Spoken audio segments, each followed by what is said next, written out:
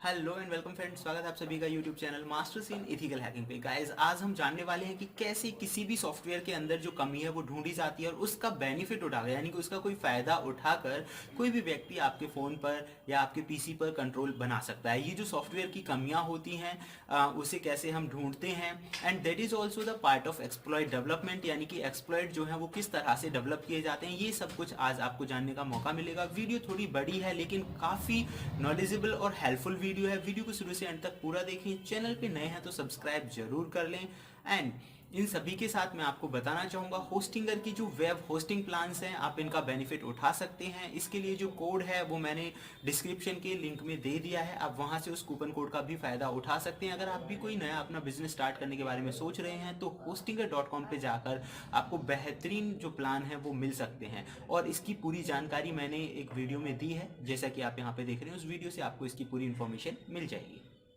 Exactly यहाँ पे FTP है, हमें क्या करना है, इसे रन करना है। इम्यूनिटी डी वगैरह के थ्रू हम इसे रन कर लेते हैं। 1 मिनट, साइज थोड़ा छोटा करना पड़ेगा, है ना। चलो इतना रहने देते हैं। फाइल में ओपन कर लेते हैं। ओपन हमें करना है, दैट्स डेस्कटॉप पे है। डेस्कटॉप पे हम क्या ओपन कर लें, एफटीपी, ठीक है। ये हमने ओपन कर लिया। तो हमने एमएस ऑफ कंसोल से तो ये कर लिया था कि इसके अंदर की जो प्रॉब्लम है वो हमें पता चल जाएगी। हम इसे रन कर लेते हैं, ठीक है। क्रैश होने वाला जो प्रोसेस है उस पे वर्क करना है। तो यहाँ इसके लिए हमने एक कोड लिखा था, कोड में एरर थी, वही देख लेते हैं, ठीक है। तो what was that code? The code was, मैं आपको दिखा देता हूँ, ftps डॉट, हालांकि दूसरे वाले प्रोग्राम में एरर आ रही थी इसमें नहीं थी। तो यहाँ पे हमने कोडिंग की हुई थी, junk equal to capital A, और ये हमने 2000 टाइम्स सेंड किया हुआ था। मतलब जंक जो डेटा है वो 2000 टाइम्स ये हमने सेंड किया हुआ था, ठीक है। तो हम इसे सेव कर लेते हैं और फिर हम इसे रन कर लेते हैं पाइथन, और फिर हमने लिखा है ftps.py, राइट। तो एग्जैक्टली क्या होगा, जैसे ही हम इसे रन करेंगे, एम पोर्ट सॉकेट लाइन 1, चलो इसमें तो छोटी सी एरर है, ये कहाँ पे है, आई कट गया ना यहाँ पे। चलो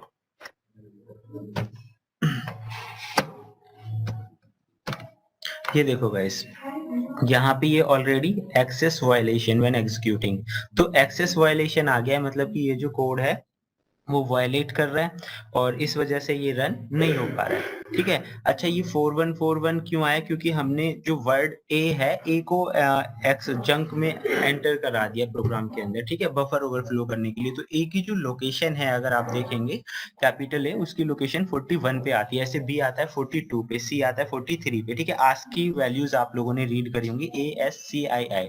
तो आप यहाँ पे देख सकते हैं कि देखिए आस्क की यूजर नेम, तो मतलब जो यूजर नेम है उसमें मल्टीपल टाइम्स ए जो है वो हमने एंटर कराया है, उसकी लिमिट से ज्यादा हमने एंटर करा दिया, तो उस कंडीशन में एक्सेस वायलेशन हो चुका है। एक्सेस वायलेशन यहाँ पे क्लियर है, ये चीज समझ में आ गई जो हमने जंक में सेंड किया है। ऐसे ही अगर आप यहाँ पे देखोगे, तो हमें क्या करना है, व्यू में जाके सी एच चैन पे हम देख सकते हैं कि कहाँ क्या डिफरेंसेस आए हैं, ठीक है। मतलब ये प्रोग्राम किस तरह से रन हो रहा है। तो आप देखेंगे पहले यूजर 1, यूजर 2, उसके बाद पीसी मैन, और उसके बाद कर्नल यानी ऑपरेटिंग सिस्टम। तो इसका जो इंटरफेस है, अब इसे समझने से पहले ना आज हम एस ई एच चेन को थोड़ा सा समझते हैं। यहाँ पे ये समझ में आ गया होगा, प्रोग्राम जो है वो क्रैश हो चुका है, और उसके बाद हम आगे देखेंगे। सो ये एक टॉपिक समझ में आया, यहाँ पे समझ में आया, फिर मैं आगे बढ़ता हूँ। जल्दी जल्दी से थोड़े एक्टिव बने रहो और जल्दी से ये टॉपिक निपटा के फिर आगे बढ़ेंगे। बताओ जल्दी से, इज दैट क्लियर? ठीक है। तो अभी हमें यहाँ पे एससीएच चेन को थोड़ा समझना है। एससीएच चेन को समझने के लिए मैंने पहले से कुछ नोट्स बनाए हुए हैं, वो मैं आप लोगों को दिखा देता हूँ। Okay guys, so I will show you. मैं स्क्रीन शेयर कर लेता हूँ अपनी, ठीक है। मुझे बताना कि दिख रहा है या नहीं दिख रहा है। just 1 minute, I need to adjust something थोड़ा सा मुझे एडजस्ट करना है। चलो ये देखो, पावर पॉइंट दिख रहा होगा, क्लियर है ना। यहाँ पे लास्ट टाइम हमने समझा था एक्सप्लॉइट को, ठीक है। तो एक्सप्लॉइट क्या होते हैं ये हम जान चुके थे। What are the exploit? Exploit एक कोड होता है जो एडवांटेजेस लेता है किसी भी वल्नरेबिलिटी का, जैसे कि की वल्नरेबिलिटी है, तो उसके एडवांटेजेस क्या लेगा, एक्सप्लॉइट लेगा, ठीक है। तो एक्सप्लॉइट ना तो malware होते हैं ना वायरस होते हैं, लेकिन एक माध्यम आप उन्हें कह सकते हो, डिलीवर कर सकते हैं वो किसी भी चीज को, ठीक है। तो that are the exploit.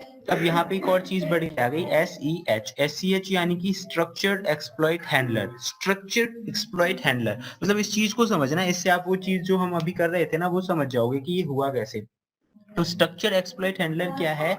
N exception handler is a programming construct used to provide a structured way of handling both system and application level error conditions. Commonly they will look something like the code.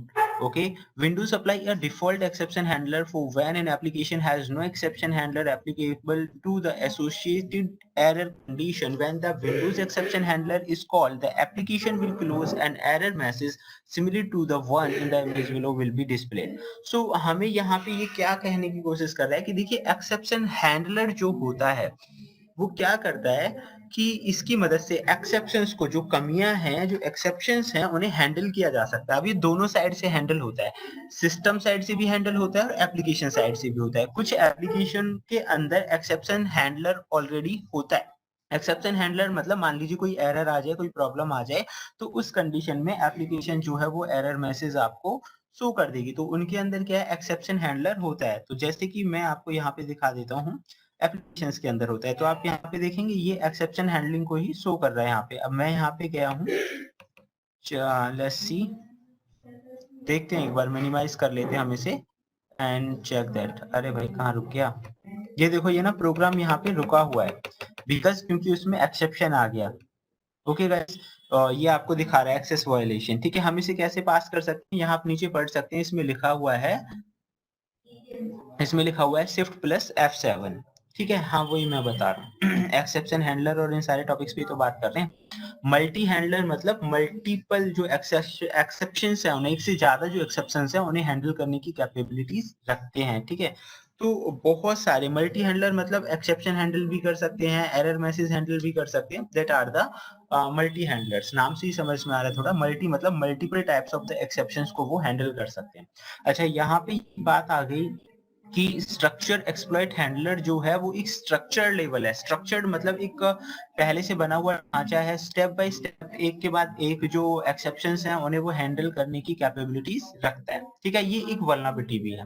देखिए exception handlers are stored in the format of a linked list. Linked list समझते हो, linked list आपने पढ़ी होगी, या sorting जब आपने पढ़ी है सी लैंग्वेज के अंदर और दूसरी प्रोग्रामिंग्स में, तो ये आप अच्छे से क्लियर कर सकते हो। देन लिंक्ड लिस्ट ये आपको ये बताने की कोशिश कर रहा है कि जो एक्सेप्शन हैंडलर्स हैं वो किस तरह के फॉर्मेट में स्टोर होते हैं, लिंक लिस्ट वाले में, यानी कि एक दूसरे से लिंक्ड हैं, इस तरह के फॉर्मेट में वो स्टोर होते हैं, right. Windows default exception handler, this is represented by A point with the value. तो ये किससे रिप्रेजेंट किया जा रहा है, 0xFF elements in the SCH chain prior to the Windows default exception handler। देखिए यहाँ पे बात है, अगर एप्लीकेशन हैंडलर फेल हो जाता है किसी भी एक्सेप्शन को हैंडल करने में, तो उस कंडीशन में जो ऑपरेटिंग सिस्टम का एक्सेप्शनल हैंडलर है, जैसे कि इसमें नाम आया हुआ है विंडोज, तो विंडोज का डिफॉल्ट एक्सेप्शन हैंडलर है वो अपनी वर्किंग जो है वो स्टार्ट कर देता है। Each element in the SCH chain is 8 byte in length consisting of the 2 4 byte pointers. तो कह रहा है SCH की जो चेन है उसमें 8 बाइट की लेंथ की जो पॉइंटर्स होते हैं वो दो पार्ट में डिवाइड होते हैं, 4 बाइट के। तो आप यहाँ देखेंगे नेक्स्ट SCH रिकॉर्ड और एक्सेप्शन हैंडलर। तो मतलब मान लीजिए एक्सेप्शन है तो वो यहाँ पे एक्सेप्शन हैंडलर पे जाएगा, और एक्सेप्शन नहीं है, यानी अभी जो आपने देखा ना एक्सेस वायलेशन जो दिखा रहा था नहीं है, तो उस कंडीशन में वो नेक्स्ट CH रिकॉर्ड यानी कि स्ट्रक्चर एक्सेप्शन हैंडलर की तरफ आगे बढ़ा दिया जाएगा। तो this is the way of working कि वो किस तरह से जो SCH स्ट्रक्चर एक्सेप्शनल हैंडलिंग जो है वो काम करती है। ओके मतलब स्टेप बाय स्टेप, अगर एरर आई तो वो यहाँ चला जाएगा, फिर अगर यहाँ से भी हैंडल नहीं हुआ तो दूसरे एक्सेप्शनल हैंडलर पे चला जाएगा, मतलब मल्टीपल एक्सेप्शनल हैंडलर यहाँ पे वर्क करेंगे। Then next, when an exception occurs the operating system will traverse the SCH chain to find a suitable exception handler. देखिए बात वही आ गई ना कि जब कोई एक्सेप्शन अकर्स, कोई भी एरर्स वगैरह वहां पे दिखती है, तो ऑपरेटिंग सिस्टम क्या करता है, उसे SCH चेन के पास भेज देता है कि उसके अंदर सुटेबल एक्सेप्शनल हैंडलर हैं, तो वो खुद हैंडल कर लेगा और एरर मैसेज आपको शो कर देगा। अगर नहीं है तो उस कंडीशन में विंडोज का जो है वो डिफॉल्ट आएगा। Each process contain a thread environment block TEB के नाम से जानते हैं हम जिसे, thread environment block, which can be useful to exploit developers and is pointed to by FS0। तो उसे FS0 से आप जान सकते हैं। टैब कंटेन इंफॉर्मेशन, टैब के अंदर क्या इंफॉर्मेशन होती है, यानी थ्रेड इन्वायरमेंट ब्लॉक के अंदर क्या चीजें होती हैं। First element in the SCH list, पहला जो SCH के अंदर एलिमेंट है उसके बारे में जानकारी होती है। एड्रेस ऑफ PEB, यानी ये पॉइंटर को लेकर है। Which contain a list of module loaded by the applications, and address of thread logical storage, यानी कि ये कहाँ पर स्टोर है, TLS आप जिसे बोलते हैं। तो मतलब इस तरह से ये जो एक्सेप्शंस हैं वो हैंडल करते हैं। ग्राफ के जरिए थोड़ा हम समझेंगे यहाँ पे। ये देखिए थ्रेड इंफॉर्मेशन ब्लॉक जो कि यहाँ पे F0 से डिनोट किया गया है, और ये क्या कर रहा है, ये देखिए सबसे पहले पहला पहला जो एक्सेप्शन हैंडलर है वो वर्क कर रहा है। अगर इससे बात बन जाती है तो सही है, नहीं तो दूसरे के पास जाएगा, फिर तीसरे के पास जाएगा। इसे ही SCH चेन बोला जाता है, कि मतलब जिस तरह का एक्सेप्शन है वो आगे आगे पास करता रहता है। और जब अगर मान लीजिए इसे कहीं भी नहीं मिला, मान के चलो इसे एक्सेप्शन हैंडलर कहीं भी नहीं मिला है, तो उस कंडीशन में वो आगे बढ़ जाएगा। तो अब हम यहाँ पे क्या कर रहे थे, वही देखने की कोशिश कर रहे थे। SEH चेन के अंदर ये हमें बता रहा है जो एक्सेप्शन आया है वो किस तरह से कहाँ कैसे वर्क कर रहा है। देखिए सीधा सीधा काम होना चाहिए था पीसी मैन से, और कर्नल यानी कि जो सॉफ्टवेयर है वो रन होना चाहिए था, रन होने के बाद सीधा कर्नल पे आना चाहिए था, यानी ऑपरेटिंग सिस्टम के थ्रू वो वर्क करना चाहिए था। लेकिन यहाँ पे अब देखो दो चीजें आपको शो कर रहा है, यूजर 32 और यूजर 32। दैट मीन्स दो चीजें यहाँ पर आपको मिल चुकी हैं, दोनों की लोकेशन अलग है, एड्रेस अलग है दोनों का, समझ गए। यहाँ पे दो अलग अलग लोकेशन है। इनके बारे में अगर आपको जानना है तो इसका एड्रेस अगर आपको जानना है तो आप कर सकते हैं फॉलो एड्रेस इन स्टैक, यानी कि स्टैक में इसका एड्रेस क्या है, या हैंडलर पे जाना है तो हैंडलर पे जा सकते हो। ब्रेक पॉइंट्स है, मतलब जहां से आप इसे ब्रेक करना चाहते हो फिर कि भाई इससे अगला जो कोड है वो आगे बढ़े, तो आप यहाँ पे टॉगल ब्रेक पॉइंट कर सकते हो। ठीक है, तो एग्जैक्टली अगर आप एड्रेस जानना चाहते हैं तो फॉलो स्टैक एड्रेस में आपको दिखाएगा। ये देखिए जो अभी हमने पढ़ा था सेम वही है, pointer to next SCH record. तो ये देखिए नेक्स्ट SCH रिकॉर्ड को भेजा तब ये यहाँ पे गया है, राइट, फर्स्ट वाले का था। उसके बाद दोबारा से फिर रिटर्न हो गया यूजर पे, और उसके बाद पीसी मैन की जो रनिंग वाली प्रोसेस है वो आई है। मतलब मेन प्रोसेस तक पहुंचने में इसे ज्यादा वर्क करना पड़ा है, इसीलिए जो था वो एक्सेस वायलेशन वाली जो प्रोसेस है वो आपको शो कर रहा है। ठीक है, तो यहाँ पे एक जो स्टेप है हमारा क्लियर हो चुका है, एक्सेस वायलेशन। अच्छा, अब हम इसे ये जानने की कोशिश करेंगे। यहाँ पे देखो EIP जो है वो ओवरराइट हो गया है हमारा। पहले EIP का एड्रेस कुछ और था, अब EIP का एड्रेस कुछ और है। And again I will show you. चलिए मैं इसे यहाँ से क्या करता हूँ, मैं इसे बंद कर देता हूँ, और हम इसे क्या करेंगे, आप देखिए 4141 दिखा रहा है ना, हम इसे दोबारा से रन कर लेते हैं। ओके, बैक कर लेते हैं और फिर हम इसे करेंगे रन। आप देखिए EIP का जो एड्रेस है, EIP का एड्रेस क्या दिखा रहा है, 004136967। तो अगर हम इसको SCH चेन में देखते हैं तो हमें सिंपली कर्नेल यानी ऑपरेटिंग सिस्टम के थ्रू चल रहा है, कोई खास वो चीजें नहीं है। जब हम इसे रन कर देंगे तो रन करने के बाद देखिए ये रन हो चुका है सीधे सीधे। मैं इसे मिनिमाइज कर लेता हूँ। रन करने के बाद EIP एड्रेस इज दिस, सारी चीजें नॉर्मली वर्क कर रही है। रन करने के बाद हम देखते हैं किस तरह से ये SCH जो चेन है वर्क कर रही है। ये देखिए पीसी मैन और करंट, मतलब अब ये सीधे सीधे चल रहा है। जो मैं बताने की कोशिश कर रहा हूँ वो समझ में आ रहा है। जब हमने इसमें इंटरसेप्ट किया, अपना प्रोग्राम रन किया और बफर ओवरफ्लो का अटैक किया, उस कंडीशन में ये जो SCH चेन थी ये यहाँ पे इसकी जो वे ऑफ वर्किंग है वो चेंज हो गई, और जो इसके एक्सेप्शन हैंडलर थे वो वर्किंग में आ गए, राइट। तो पहले दो आ गए थे यूजर, और दूसरी जो चीजें थी वो यहाँ पे हमें दिखने लगी। तो मुझे बताओ ये क्लियर हुआ? ओके, हाँ कोड प्रॉब्लम कर रहा था, दैट्स राइट। चलिए, तो अब इसको हम थोड़ा सा और आगे दोबारा से हम देखते हैं कि कहाँ क्या फर्क पड़ रहा है इस पे। ठीक है, चलो। तो मैं गया दोबारा से यहाँ पे और मैंने जो था वो कोड दोबारा से रन कर दिया। रन करने के बाद आप अगेन देखेंगे एक्सेस वायलेशन दिखा रहा है, और अब जो EIP की जो वैल्यू थी वो हो चुकी है चेंज। EIP देखिए यहाँ पे आप ध्यान से देखें, नीचे आप देखेंगे तो आपको पता चलेगा कि जो ये वायलेशन है वो क्यों हो रहा है। ये देखिए 414141 ये ओवरराइट कर दिया उसे ऑलरेडी। तो ओवरराइट करने की वजह से जो बफर ओवरफ्लो है वो यहाँ पे अकर हो गया, मतलब चल गया, राइट। तो यहाँ तक तो कोई प्रॉब्लम नहीं होगी आई थिंक। अब इससे थोड़ा आगे बढ़ते हैं कि अब हम इनकी जो चीजें हैं वो जानने की कोशिश करेंगे कि भाई इसका जो ये बफर ओवरफ्लो है ये किस तरह से वर्क कर रहा है। और इसकी जो लोकेशन है मतलब कितने बाइट का डेटा ये कैप्चर कर सकता है, हमने तो 2000 बाइट जो है वो एक तरह से अप्लाई करके देखा। अगर अब हमें ये जानना है कि वो उसका वे ऑफ वर्किंग क्या है, तो उसके लिए अब हमें क्या करना है, ठीक है। चलो तो इससे थोड़ा स्टेप आगे बढ़ाते हैं। द नेक्स्ट वन मैं इसे कर देता हूँ क्लोज, और क्लोज करने के बाद चलो हम इसे थोड़ा आगे बढ़ाते हैं। And now again restart. ये देखिए ये कह रहा है कि don't know how to continue because memory at address is not readable. वो क्या हो चुकी है, बफर ओवरफ्लो हो चुका है उसमें। तो हम इसे कर देते हैं, बंद कर देते हैं हम इसे। और चलो मैं इसे कर देता हूँ यहाँ पे बंद। और बंद करने के बाद हम खुद से वो सारी चीजें क्रिएट करेंगे। अगेन मैं इसे रन कर रहा हूँ। रन करने के बाद चलो ये हम रन कर लेंगे। हाँ वही कर रहे हैं अभी हम, देखो वन बाय वन वही स्टेप्स तो कर रहे हैं। यहाँ तो हमने एक छोटा सा वर्क किया है, अब दूसरा थोड़ा आगे करते हैं, ठीक है। यहाँ पे क्या है कि देखिए मेटास्प्लॉइट के अंदर ऑलरेडी एक होता है कि आप, एक तो है कि जस्ट जरूरत के हिसाब से आपने 2000 3000 कर दिया है। तो अब हम ना क्या करने वाले हैं, थोड़ा सा देखो चेंज करेंगे ftps.py। तो हम क्या करेंगे, ये जो जंक डेटा है ना, ये हमने 2000 किया था, हम इसे थोड़ा चेंज करते हैं। मतलब जो हम वैल्यूज भेज रहे हैं वो एक पैटर्न की फॉर्म में भेजते हैं। पैटर्न कैसे जनरेट करते हैं, उसके दो तरीके हैं, मैं आपको दिखाऊंगा। There are two ways by which you can generate the patterns.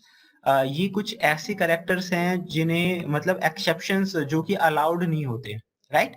X34 वगैरह जो ये आपको दिख रहा है ना, ये वो कैरेक्टर्स हैं जो अलाउड नहीं है। सेल कोड यहाँ पे बना हुआ है। बाकी एक तरीका है पैटर्न क्रिएट ऑनलाइन भी आप कर सकते हो। अगर आप सर्च करेंगे pattern create online, pattern create online पे चाहिए, मैंने यहाँ पे ये ले लिया है। जितनी पैटर्न आपको क्रिएट करने, जैसे कि आप यहाँ पे देखेंगे, ये मैंने पहले किया था, हटा देता हूँ मैं इसे। जितने भी पैटर्न आपको क्रिएट करने हैं, मान लीजिए मैंने लिखा 1000, एंटर कर दिया जनरेट। तो देखिए 1000 हमें यहाँ पे मिल जाएंगे। अगर आप करेंगे 2000 तो 2000 पैटर्न्स जो है ये जनरेट करके आपको दे देगा। तो सिंपली एक तरीका ये है, मैं इसे कर देता हूँ कॉपी।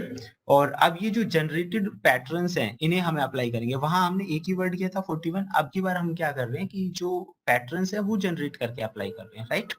चलो तो अभी मैं इसे मिनिमाइज कर देता हूँ। यहाँ पे जो जंक है डेटा हमारा, इसे हम यहाँ पे ओवरराइट कर देते हैं, मतलब इसे हटा देते हैं यहाँ से। और जो हमने कॉपी किया है पैटर्न उसे पेस्ट कर देते हैं। तो पेस्ट करने के बाद ये हो गया हमारा। ये मतलब अब की बार हम ये जो पैटर्न्स हैं ये हमें अप्लाई करेंगे। तो मैंने कर दिया इसे बफर, जो नाम था इसे मैंने कर दिया सेव। सेव करने के बाद अगेन हमें जो वर्क करना है, तो हमें क्या करना था पाइथन। लेकिन उससे पहले हम यहाँ दोबारा से फाइल को ओपन कर लेते हैं। फाइल ओपन, ओपन करने के बाद हम पीसी मैन पे गए, ओपन कर दिया।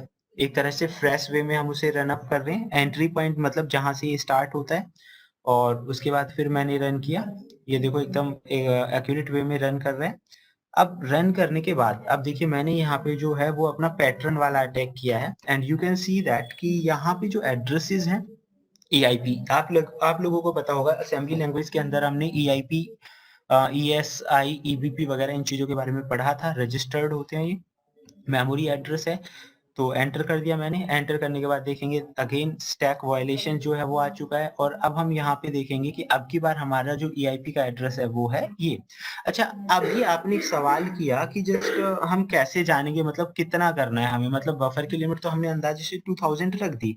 जस्ट अगर हमें ये जानना पड़ेगी भाई कितनी जो बफर की एग्जैक्ट लिमिट है, कितनी बफर लिमिट के बाद ये जो है ओवरफ्लो हो रहा है इसमें, तो वो कैसे हम जानेंगे। तो उसका एक तरीका है। तो सबसे पहले आप देखेंगे यूजर नेम हमने इस वाले से बफर से वो हमने बफर ओवरफ्लो कर दिया। This is the EIP address. तो EIP एड्रेस ये वो एड्रेस है कि जितनी लिमिट के बाद बफर ओवरफ्लो हो रहा है, राइट। मतलब कितनी लिमिट के बाद बफर ओवरफ्लो हो रहा है, this one is the limit. तो इस लिमिट को हम चेक करेंगे। लिमिट को चेक करने का एक आसान तरीका है। हाउ, बंद कर दिया मैंने इसे। तो लिमिट को चेक करने के लिए हमें क्या करना पड़ेगा, हमें जाना पड़ेगा भाई यूजर शेयर, और यहाँ से हम जाएंगे मेटास्प्लॉइट फ्रेमवर्क में, ठीक है। तो मेटास्प्लॉइट फ्रेमवर्क निकाल लेते हैं। अच्छा स्क्रीन अच्छे से दिख रही है, साइज बड़ा करूँ थोड़ा, बताओ मुझे। स्क्रीन क्लियर है, चलो ठीक है। तो हम यहाँ से ना मेटास्प्लॉइट फ्रेमवर्क के अंदर कुछ मॉड्यूल्स हैं पहले से बने हुए, उनका यूज करेंगे, ठीक है। चलो तो where is that, that is here Metasploit framework. तो मेटास्प्लॉइट फ्रेमवर्क है, इसे हम कर लेते हैं कॉपी। शॉर्टकट की भी दे रखी है, उनसे भी आप कर सकते हैं, जो भी आपको सुटेबल लगे वैसे आप वर्क कर देना। तो मैंने कर दिया cd स्पेस, जो एड्रेस था उसे हम कर देते हैं पेस्ट, एंटर। अगेन ls करेंगे, इसके अंदर हमें जाना होगा, जो देखिए यहाँ पे टूल्स में जाना है, तो हम करेंगे टूल्स। उसके बाद फिर हम ls कर लेते हैं, यहाँ पे जाना होगा हमें एक्सप्लॉइट, तो हम चलेंगे एक्सप्लॉइट के अंदर। उसके बाद ls कर दिया मैंने। एक्सप्लॉइट के अंदर यहाँ आपको देखो पैटर्न एक तो है कि आप ऑनलाइन बना सकते हो, ऑनलाइन कैसे बनाते हो वो मैंने आपको दिखा दिया है। अगर आप ऑनलाइन नहीं बनाना चाहते तो देखो यहाँ से भी पैटर्न बनाए जा सकते हैं, you can also make the pattern from here. मैंने ऑनलाइन ऑफलाइन दोनों मेथड्स आप लोगों को बता दिए। ऑनलाइन के लिए देखिए इस तरह की वेबसाइट है, और ये देखिए फाइंड ओवरफ्लो ऑफसेट, ये आप फाइंड भी कर सकते हैं क्योंकि किसी की लोकेशन क्या है, यहाँ से भी और यहाँ से भी। मैं यहाँ से यूज करना आप लोगों को थोड़ा सा बता देता हूँ ताकि दोनों तरह का आइडिया आप लोगों को रहे। तो हम यहाँ पे क्या कर रहे हैं, यहाँ पे हम लिखेंगे पैटर्न, पैटर्न यहाँ पे लिखा, फिर मैंने offset, pattern offset dot RB, और उसके बाद जो आपका ऑफसेट वैल्यू है वो आपको याद रखनी पड़ेगी। तो ये क्या है 43356F43, तो ये हमें याद रखनी पड़ेगी। आप इसे कॉपी पेस्ट कर सकते हैं, याद रख सकते हैं जैसे आपको सुटेबल लगे। तो 43356, तो ये मैं यहाँ लिख देता हूँ 43356F4। तो मैंने मतलब जो जिस लोकेशन पे ओवरफ्लो हो रहा था मैंने वो लोकेशन यहाँ पे डाल दी 43356F43। तो ये कितनी बफर लिमिट के बाद ओवरफ्लो हो रहा है ये हमें यहाँ से जानने का मौका मिलेगा। सॉरी, हमने एक पैटर्न यहाँ पे हमें यूज करना था Q4 इंक्वायरी करने के लिए कि भाई इसकी जो क्वेरी है वो क्या है, तो ये दिखा रहा है 1995। तो एग्जैक्ट जो ऑफसेट है वो आपको यहाँ से पता चला कि भाई 1995 के बाद ये जो प्रोग्राम है ये ओवरफ्लो हो जाता है। तो अभी हमें क्या करना है 1995 हमें एग्जैक्टली पता चल गया है। तो चलिए मैं इसे यहाँ से एग्जिट कर देता हूँ और हम यहाँ पे उसे चेंज कर सकते हैं, दैट्स राइट। तो मतलब नॉर्मली सिंपल है। मैं अभी और भी कई यूनिक चीजें जो हैं उन पे आपको बताऊंगा। तो यहाँ पे हमें क्या करना है, we need to change that। चलिए तो यहाँ पे हम राइट कर लेते हैं अभी, अरे नहीं ये तो एक जस्ट एज एन आइडिया मैं आपको दिखाने वाला हूँ जो कि डिफरेंट है काफी। तो हमें यहाँ पे लेना है कैपिटल A इंटू 1995, मतलब इससे भी ये जो है ओवरफ्लो ये हो जाएगा। तो सिंपली एक चीज आपकी समझ में आ गई होगी कि ये ओवरफ्लो कहाँ से कैसे हो रहा है, कैसे वर्क कर रहा है। तो यहाँ से भी आप चाहो तो वर्क कर सकते हो। ये जो चीज है जो बताई ये समझ में आई क्या, यहाँ तक क्लियर हुआ, ये क्लियर है? ओके। तो अब नेक्स्ट स्टेप की तरफ चलते हैं कि अभी देखिए यहाँ पे बात आती है EIP और ESP जो मेन पॉइंटर मेमोरी एड्रेसेस हैं यहाँ पे, EIP और ESP। ठीक है, तो आप देखेंगे EIP और ESP, तो इन्हें आप चाहो तो इन्हें भी ओवरराइड कर सकते हो। तो वो कैसे करने हैं वो मैं आगे देता हूँ आप लोगों को। देन चलिए पहले एक बार रन कर लेते हैं हम इसे, python ftps.py, और अगेन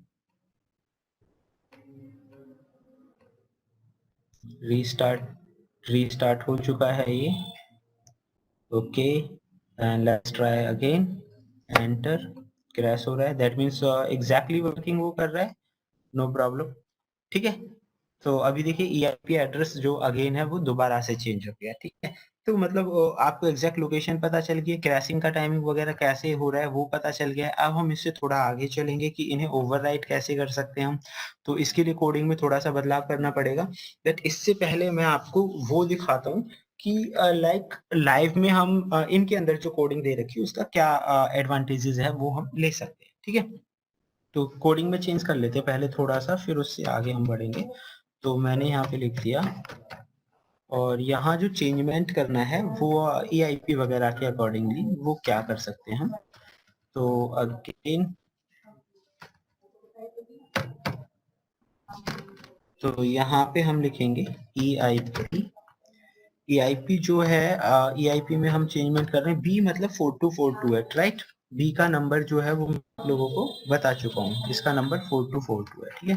और EIP के बाद हम लिख रहे हैं ESP, these are the different location, और इसे हम कर देते हैं 10 से, ठीक है। तो ये दोनों चीजें यहाँ पे हमने ओवरराइट करने के लिए की हैं, और अभी जो हमारा चंक सॉकेट में जो डेटा सेंड होगा, यूजर के पास क्या क्या चीजें आप सेंड कर दो वो आपको यहाँ पे लिखनी है। तो दो चीजें हमने ऐड करी हैं, EIP प्लस ESP, ठीक। तो ये चीजें हमने यहाँ पे सेंड कर दी हैं सॉकेट के पास। बाकी अब हम इसे सेव कर लेते हैं, ओवरराइट कर देते हैं, अगेन बैक कर लेता हूँ मैं ऐसे, यस, और फिर ये रिफ्रेश होके रन करेगा, और अब हम देखेंगे ये किस तरह से काम करता है। अगेन एंटर मैंने किया, what is my socket dot send, अच्छा यहाँ पे कुछ एरर है, EIP ESP, देखते हैं क्या एरर है।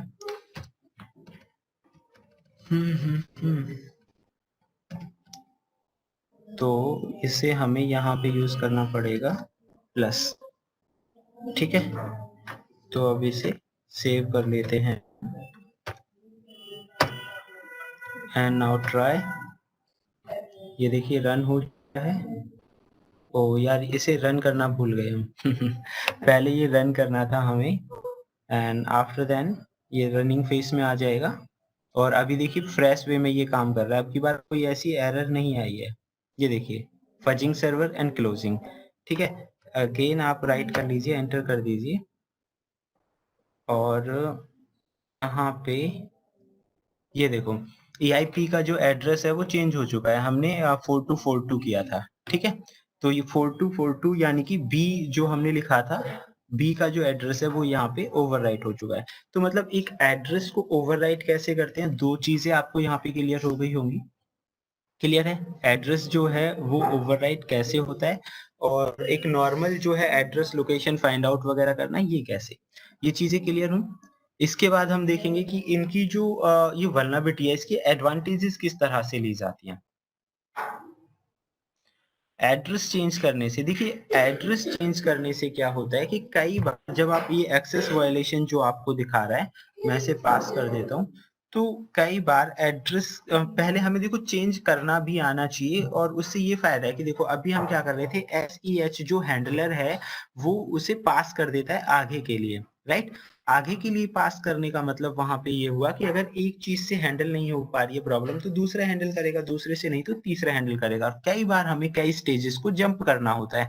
तो उस कंडीशन में अगर आपको एड्रेस चेंज करना आता है तो ये आपको हेल्प करेगा काफी, ठीक है। तो मैं यहाँ F7 कर देता हूँ, ये देखिए, don't know how to step command is this, try to change EIP। अब आ गया समझ में ये क्या कह रहा है, आप EIP को चेंज करें और पास करें इसे, ठीक है। तो पास करने के लिए आपको सिर्फ F7 करना है, उससे आप इसे पास कर सकते हैं, लेकिन अभी ये पूरा वर्किंग में नहीं है। तो debug प्रोग्राम वाज अनेबल, तो डेफिनेटली 43 पे CC आ रहा है। यहाँ पे ये एक सिंपल स्टेप्स मुझे क्लियर करना था कैसे हम कर सकते हैं, हालांकि इसमें अभी आगे आएगा पूरा जो वर्किंग है वो कैसे कैसे करना है, ठीक है। तो यहाँ तक ये देखो आप, अब जो लास्ट वाला प्रोग्राम था कल जिसे हम रन नहीं कर पा रहे थे, और मुझे लगता है सबकी सब भूल गए वो कौन सा था, है ना। तो उस पे वर्क करेंगे, वो इजी चैट वाला था जिस पे हम कल काम कर रहे थे, और इसी के जरिए आपको एक चीज और क्लियर होगी कि जो एडवांटेजेस है वो हम कैसे ले सकते हैं। हालांकि इसकी कोडिंग यहीं आपको मिल जाएगी, इन्हें हम हटा देते हैं यहाँ से, and I am running immunity debugger, और यहाँ पे मैं फाइल लोड कर लेता हूँ। हम इजी चैट सर्वर वाली जो फाइल है उसे लोड कर लेते हैं, and that file is on EF, कहाँ पे है भाई, डेस्कटॉप से ले लें, चलो डेस्कटॉप से ही लेते हैं हम उसे। तो डेस्कटॉप पे गए, इजी चैट सर्वर वाली फाइल ली, ओपन कर दिया हमने, ठीक है। ये यहाँ पे ओपन हो गई, हम इसे कर देते हैं run, and that is running now, try it कर लेते हैं। तो अभी ये रन कर रही है, एवरीथिंग इज फाइन, हर चीज अच्छे तरीके से रन कर रही है। तो हाँ हाँ बिल्कुल बिल्कुल, राइट। हाँ, यस, यही था। बफर लिमिट वगैरह कैसे पता करते हैं, कैसे कोई भी एड्रेस को ओवरराइट किया जाता है और कई चीजें, ठीक है। अभी इसमें देखना एसईएच की जो वल्नरेबिलिटी है इस वाले प्रोग्राम के अंदर क्या थी, रिमोट एसईएच बोला जा रहा था। रिमोट जो रिमोटली है वो एक्सेस आप कर सकते हैं, ठीक है। तो वो कैसे कर सकते हैं, अभी आपको थोड़ा आइडिया लगेगा, वो हम देखेंगे कि रिमोटली कैसे हेल्प करेगी। तो यहाँ पे ये काम हो गया। इसे मैं क्लियर कर लेता हूँ। इसके लिए एक और प्रोग्राम बनाया था मैंने। I think the name of the program is SEH, ठीक है। तो मैं आप लोगों को दिखाता हूँ nano SEH.py, एंटर। मैंने एक कोडिंग लिखी, सेम ही कोडिंग है, कल इसी में दिक्कत आ रही थी थोड़ी। और ये सेम जो है सेल कोड्स आप कहाँ से कॉपी पेस्ट करेंगे, बनाएंगे, वो मैंने आप लोगों को बता ही दिया है। ऑनलाइन भी बना सकते हैं और यहाँ से भी सेम वही है। बी और सी को अगेन ओवरराइट किया गया है। This one is the addresses, इन पे ओवरराइट किया गया है। होस्ट, होस्ट यहाँ पे ये देखिए, इसके अंदर जो लिखा है उससे खास नहीं, ये तो जस्ट आपको शो ऑफ करेगा चीजों को। और उसके बाद ये जो वर्किंग है इसकी और ये प्रोग्राम कहाँ से कैसे लिया वो सारा कुछ बताऊंगा। तो फिलहाल हम इसे यहाँ पे क्या कर लेते हैं, मैं इसे सेव कर लेता हूँ। अरे भाई, सेव करने के बाद मैं आपको रन करता हूँ इसे। तो we need to write Python sch.py और जो एड्रेस है हमारा, मतलब वो हमें यहाँ पे देना होगा 130। ओके, एंटर कर देते हैं। एंटर करने के बाद आप देखेंगे command at dbg break point, यहाँ पे ये आ चुका है, पॉज हो चुका है। और फिर हम इसे रन कर लेते हैं एक बार अगेन। ये देखो कहाँ कहाँ पे जो इसके ब्रेक पॉइंट्स हैं उन्हें ये आप लोगों को शो करेगा। और फाइनली आपको दिखा रहा है एक्सेस वायलेशन व्हेन रीडिंग। तो एक्सेस वायलेशन हो रहा है जब भी डेटा को ये रीड कर रहा है, राइट। तो दैट मीन्स यहाँ पे जो एरर है अगेन वही है, हमने इसे रन किया है तो हमें ये जो एरर है वो मिल रही है। अच्छा, प्रोग्राम जो है वो मैं आप लोगों को बताता हूँ क्या है। अगेन मैं इसे बंद कर देता हूँ यहाँ पे एंड आई विल शो क्या किया है। सिंपल वही है, पाइथन का ही है। हमने तीन चीजें, ऑपरेटिंग सिस्टम, सिस और सॉकेट, क्योंकि सॉकेट से ही ये एंट्री करेगा इसलिए सॉकेट तो लेना जरूरी है। आईपी एड्रेस हम खुद से दे रहे हैं इसलिए यहाँ पे हमने आर्ग्यूमेंट 1 लिखा है। और ये सॉकेट कमांड है सॉकेट को कनेक्ट करने के लिए, इसके बारे में बखूबी आप जानते ही होंगे। तो पोर्ट नंबर 80 पे ये कनेक्ट हो रहा है। सेल कोड कहाँ से कैसे जनरेट होते हैं ये मैंने अभी आप लोगों को बताया था कि चाहो तो आप ऑनलाइन जनरेट कर सकते हो इन्हें, और नहीं तो फिर आप पैटर्न के थ्रू, और वैसे भी कई तरह से आप इन्हें सकते हो, ठीक है। तो ऑनलाइन सेल कोड जनरेटर्स भी आपको आसानी से मिल जाते हैं। तो ये हमने यहाँ पे एक लिमिट के तौर पे कॉपी पेस्ट कर दिया है। अगेन जो भी वाले प्रोग्राम में हम कर रहे थे, बी और सी दोनों की हमने मल्टीपल टाइम्स उन्हें एंटर करा दिया। बी की लोकेशन 42 होती है, सी की 43 होती है। और जब अब अगर आप यहाँ पे देखो एक्सेस वायलेशन, ये 4343 इसी की वजह से दिखा रहे हैं। ओके ये जो डेटा है यहाँ, ये सिर्फ एज अ प्रिंट करने के लिए कि भाई कौन सी इंफॉर्मेशन कहाँ से लिए, उसका जस्ट आइडिया आप लोगों को मिलेगा। इसके अलावा इसका कोई खास यूज नहीं है। यहाँ पे बफर किस चीज को हो रहा है, यूजर नेम का, प्लस किसके साथ हो रहा है, ये देखो जो हमने पहला जो करेक्टर बना रखा है मैजिक, उसके साथ। हाँ, कल की क्लास बार बार मिस हो रही थी, ये बात तो है, आई नो। नहीं, कोई नहीं। तो यहाँ पे ये सारी चीजें हमने सेट करी हैं, उसके बाद सेंड कर दिया डेटा को एंड फिनिश्ड। और कुछ नहीं किया इसमें, फिर डेटा को सेंड करके फिनिश कर दिया है एंड दैट्स इट। अच्छा, इससे क्या होगा कि मान लो आपने बफर ओवरफ्लो कर दिया, मैं आपको उसका जो रिजल्ट है, उसका जो आउटपुट है, उसके बारे में थोड़ा समझाता हूँ। मान लो हमने, अच्छा जरूरी नहीं है कि आप ये पाइथन से बनाओगे, अगर आपको असेंबली की अच्छी लैंग्वेज है तो ये सारे कोड्स को देखकर आप असेंबली से भी बना सकते हो, ठीक है। तो फिलहाल मैं आपको दिखाता हूँ कि किस तरह से जो एडवांटेजेस है वो ले सकता है कोई भी। तो फाइनली अभी हमें क्या करना था कि ये देखो, ये आपसे कह रहा है कि भाई एक्सेस वायलेशन है, आप शिफ्ट F7 से इसे पास कर सकते हो। तो मैं यहाँ पे शिफ्ट F7 यूज करता हूँ, तो आप देखेंगे वो जो वायलेशन था वो हो चुका है पास। पास होने का मतलब वो रनिंग फेज में आ गया, दैट मीन्स वो वर्किंग कर रहा है। इसमें वल्नरेबिलिटी है, ये तो क्लियर हो गई। रनिंग फेज में अब ये प्रोसेस कहाँ चल रही है, ये मोस्टली पोर्ट नंबर 444 पे चलती है। तो वो हम चेक करेंगे एक बार। यहाँ पे हम चलते हैं CMD, और CMD में कमांड देंगे NETST, नेटवर्क स्टैटिस्टिक्स देखने के लिए इसका यूज किया जाएगा ऑल। तो यहाँ आप देख सकते हैं अभी लिसनिंग पोर्ट्स जो है यहाँ पे अभी वो जो है वो वर्किंग में नहीं है, मतलब लिसनिंग पोर्ट 444 होनी चाहिए, वो यहाँ पे लिसनिंग नहीं है। 13 व्यू में हम देख सकते हैं SEH चेन किस तरह से काम कर रहा है। ये देखो करप्ट एंट्री दिखा रहा है आपको यहाँ पे, that one is a corrupt entry, there is a corrupt entry, okay, no way। तो ये पास करना पड़ेगा F7 से। तो चलो मैं इसे F7 से, शिफ्ट F7 से पास कर देता हूँ, दैट इज पासिंग नाउ। और यहाँ पे हमें क्या करना है, पास करने के बाद अगेन एक बार चेक करते हैं यहाँ पे कि वो वर्किंग कर रहा है कि नहीं। अब की बार पोर्ट 6142, ओके, अगेन रन करते हैं।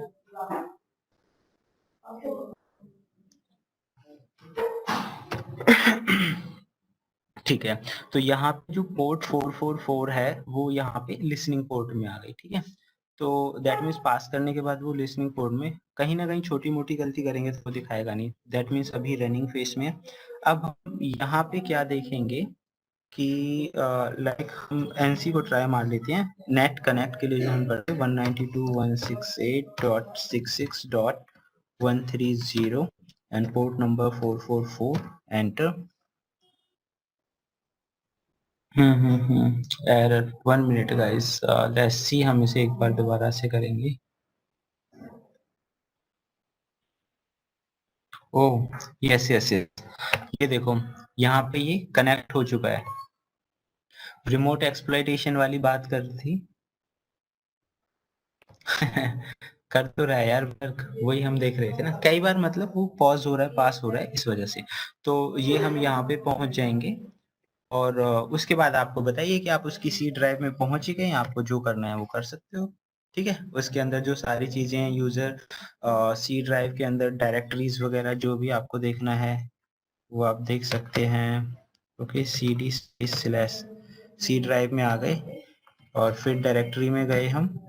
ये देखो सी ड्राइव की डायरेक्टरीज, मतलब ये रिमोट एक्सप्लॉइटेशन था कि रिमोटली वो जो वल्नरेबिलिटी है वो क्या काम कर रही है। तो these are the some steps की कैसे स्टेप बाय स्टेप आगे बढ़ेंगे, कब वो चीज काम करेगी। क्लियर है गाइस? तो दोस्तों ये था हमारा आज का वीडियो कैसा लगा ये हमें कमेंट बॉक्स में कमेंट करके बताएं, और क्या आप फ्यूचर में भी इस तरह की क्लासेस चाहते हैं, इस तरह के वीडियोस चाहते हैं, तो उसके लिए हमें जरूर कमेंट करें। देखते रहें YouTube channel masters in ethical hacking. Thank you friends, good bye.